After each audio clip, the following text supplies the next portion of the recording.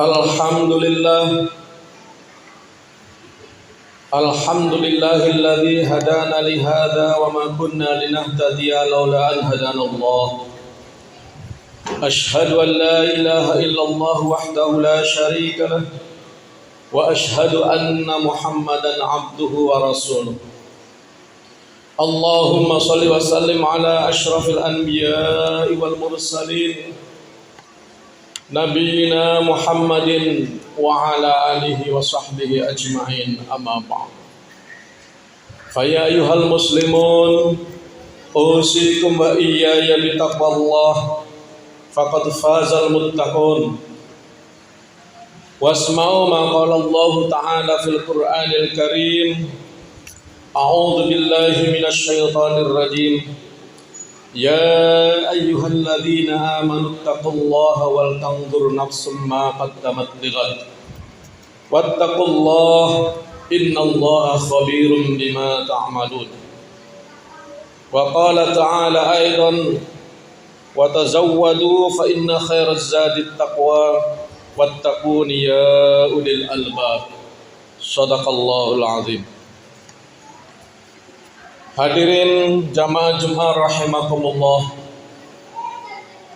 mengawali khutbah ini kami terlebih dahulu menyampaikan pesan atau wasiat khususnya untuk diri pribadi kami dan kepada kita sekalian.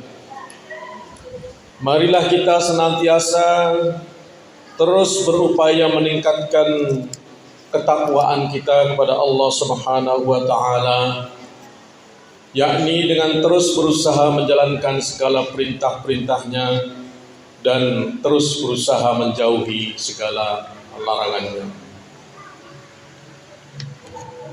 Kaum muslimin rahimakumullah, hari ini kita semua patut bersyukur karena usia kita masih sampai di penghujung tahun 2022 Masehi. Tanggal 30 Desember besok, terakhir 31 Desember. Tentunya momen ini sangat baik buat kita untuk kita renungkan, kita evaluasi, atau dalam bahasa Islamnya muhasabah, dengan mengingat apa-apa yang pernah kita lakukan selama setahun, dengan niat tentu memperbaiki di tahun berikutnya. Karena evaluasi diri semacam ini juga diperintahkan oleh Allah Subhanahu wa taala dalam ayat yang saya sebutkan di awal tadi, terdapat dalam surat Al-Hasyr ayat 18. Kata Allah, wahai orang-orang yang beriman, bertakwalah kalian kepada Allah, wal tanzur nafsun ma qaddamat lighad, dan hendaklah setiap diri memperhatikan apa-apa yang pernah dilakukannya, mengingat-ingat, merenungkan, mengevaluasi, memuhasabah apa-apa yang pernah kita lakukan lighadin, untuk hari esok yang lebih baik tentunya. Dan bertakwalah kepada Allah, sesungguhnya Allah Subhanahu wa taala akan mengabarkan, memberitakan apa-apa yang pernah kita amalkan, yang pernah kita lakukan selama di dunia ini. Dan kelak kabarnya kita akan lihat sendiri, kita akan terima. Kaum muslimin rahimakumullah, bermuhasabah selain diperintahkan oleh Allah dalam ayat tadi, di dalam salah satu hadis Rasulullah sallallahu alaihi wasallam yang diriwayatkan oleh Imam Tirmizi, Nabi bersabda, al-qayyisu man dana nafsahu wa amila lima ba'dal maut Wal ajizu man atba'a nafsahu hawaha wa tamanna 'ala Allah. Kata Nabi, orang yang cerdas, orang yang bakal sukses adalah orang yang selalu menghisab, selalu mengevaluasi dirinya sendiri, serta beramal untuk kehidupan sesudah kematiannya. Sedangkan orang yang lemah adalah orang-orang yang mengikuti hawa nafsunya serta berangan-angan terhadap Allah Subhanahu wa taala. Maksudnya adalah yang lemah ini dia berperilaku sekehendaknya sesuai hawa nafsunya, tetapi berharap, berangan-angan Allah akan selalu menolongnya, tetapi tanpa usaha begitu. Artinya apa? Dia benar pada ujungnya takdir itu ada di tangan Allah, tetapi dalam kaitannya ini adalah kita tetap harus melakukan usaha, melakukan ikhtiar agar kita menjadi lebih baik. Hadirin kaum muslimin rahimakumullah, bahkan sahabat Umar bin Khattab radhiyallahu an pernah menyampaikan kepada para sahabat saat itu, dan juga tentu untuk kita, kata beliau, hasibu anfusakum qabla an tuhasabu wa tazayyanu lil ardil akbar wa innama yakhiful hisabu yaumal qiyamah ala man hasaba nafsahu fid dunya. Kata Sayyidina Umar, hisablah diri, introspeksilah diri kalian sebelum kalian dihisab oleh Allah tentunya. Dan berhias dirilah kalian untuk menghadapi penyingkapan yang besar. Maksudnya hisab di hari akhirat kelak. Sesungguhnya hisab pada hari kiamat akan menjadi ringan hanya bagi orang yang selalu menghisab dirinya saat hidupnya di dunia ini. Beberapa dalil ini baik dari Al-Quran maupun hadis Rasulullah, bahkan al-athar dari sahabat Nabi yang cukup terkenal, yakni Umar bin Khattab, sungguh bisa dijadikan pedoman buat kita bahwa berintrospeksi diri, merenungkan diri adalah sangat bagus dan sangat baik. Tentu saja dengan niat untuk memperbaiki diri. Kaum muslimin rahimakumullah. Lantas ketika kita sudah berintrospeksi diri, sudah mengevaluasi diri,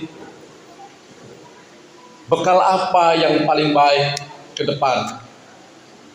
Dalam ayat yang saya sebutkan pada awal tadi sudah menjelaskan, wattaqullah, bertakwalah kepada Allah. Ya, satu kata takwa kalau kita jabarkan sungguh sangat luar biasa maknanya. Akan menolong kita dari kesia-siaan hidup, akan menolong kita dari panasnya api neraka, akan menolong kita dari nasib yang tidak jelas di akhirat, yakni dengan satu kata takwa. Dan takwa ini, pesan takwa ini, kenapa menjadi salah satu kewajiban, menjadi salah satu rukun di dalam khutbah Jumat? Itu menandakan betapa pentingnya. Kalau rukun, seorang khatib tidak membacakan rukun, tidak menyampaikan wasiat takwa, maka khutbahnya dianggap tidak sah. Namun tentu wasiatnya ini bisa hanya berbahasa Arab, bisa juga diterjemahkan. Sebenarnya saya tadi di awal itu sudah berwasiat dengan bahasa Arab, ittaqullaha haqqa tuqatih wa la tamutunna illa wa antum muslimun. Bertakwalah kepada Allah haqqa tuqatih, dengan sesungguhnya, dengan sebenar-benarnya takwa. Wa la tamutunna, dan janganlah kalian mati, janganlah kalian meninggalkan dunia ini illa wa antum muslimun, kecuali kalian berada dalam posisi memeluk agama Islam. Ini sangat penting sekali. Makanya menjadi salah satu rukun khutbah yang harus wajib disampaikan oleh para khatib, supaya kita selalu ingat dan selalu ingat. Dalam ayat lain kata Allah, bekal yang terbaik wa tazawwadu fa inna khairaz zadit taqwa. Tidak lain adalah takwa. Wattaquni ya ulil albab. Wahai orang-orang yang menggunakan akalnya, bertakwalah kepadaku, kata Allah Subhanahu wa taala. Arti takwa saya sudah jelaskan, yakni kita berusaha menjalankan segala perintah-perintah Allah dan berusaha menjauhi segala larangannya.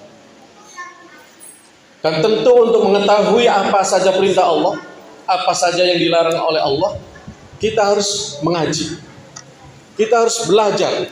Minimal kita mendengarkan ceramah. Sekarang mudah diakses melalui YouTube. Bisa setiap saat kita buka ceramah ulama siapapun yang kita kehendaki.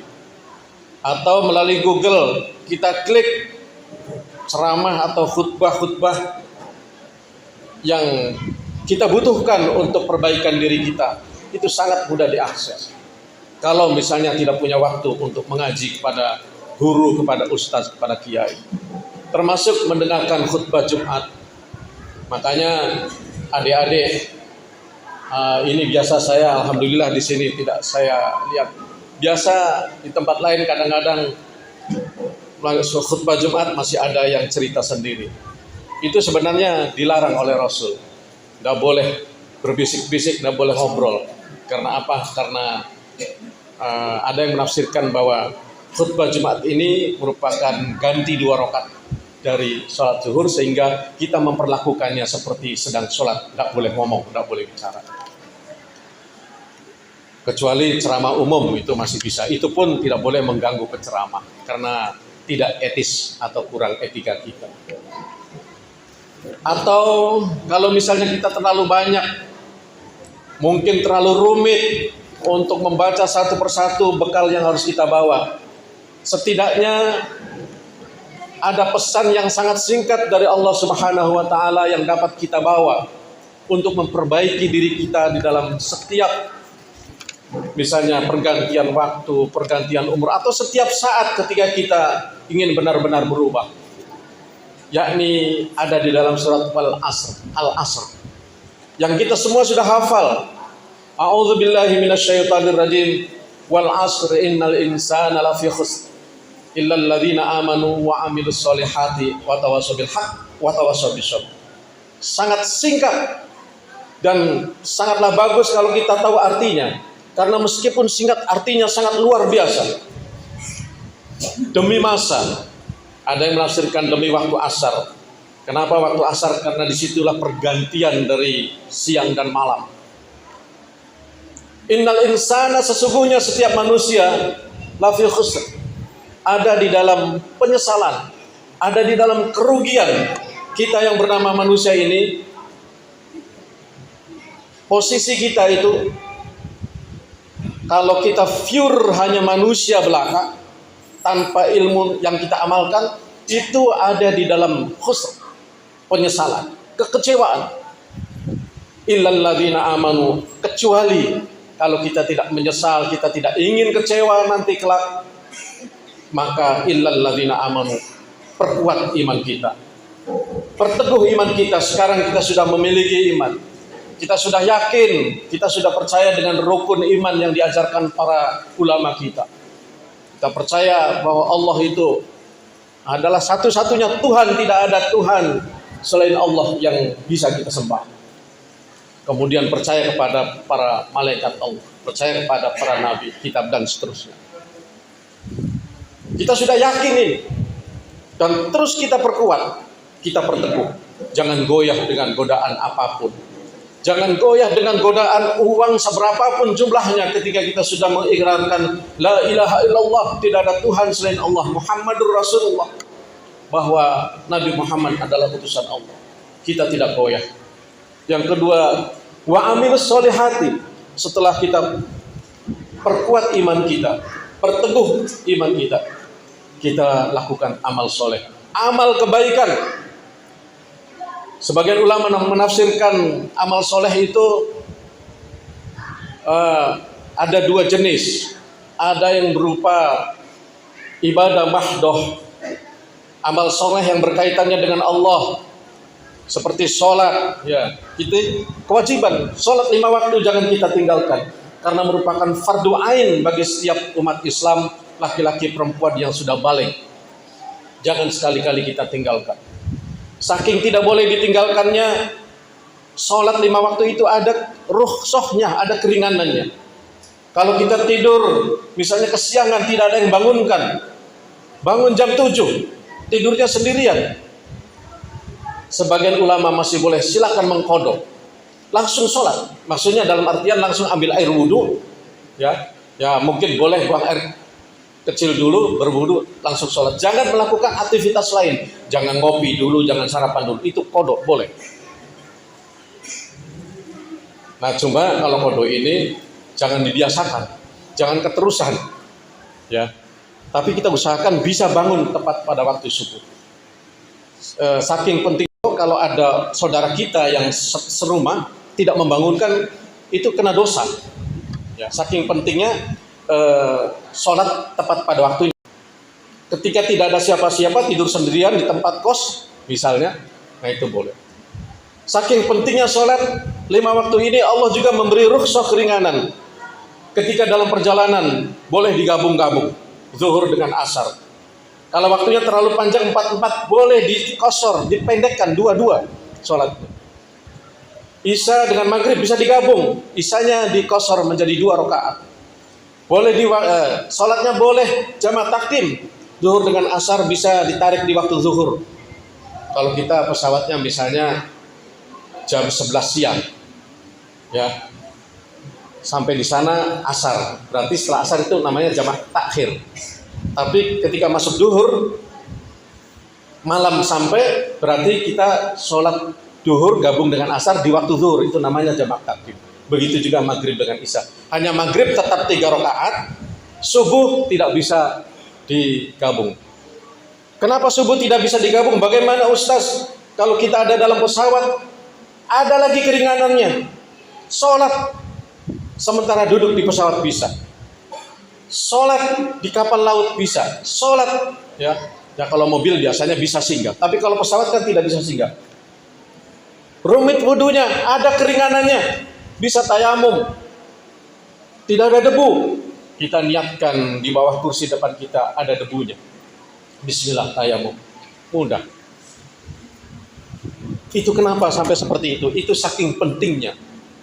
Sholat 5 waktu tidak boleh kita tinggalkan. Ibadah ghairu mahdoh adalah ibadah-ibadah lain yang selain kepada Allah, misalnya berbuat baik kepada fakir miskin, kepada saudara, kepada kedua orang tua dan lain sebagainya.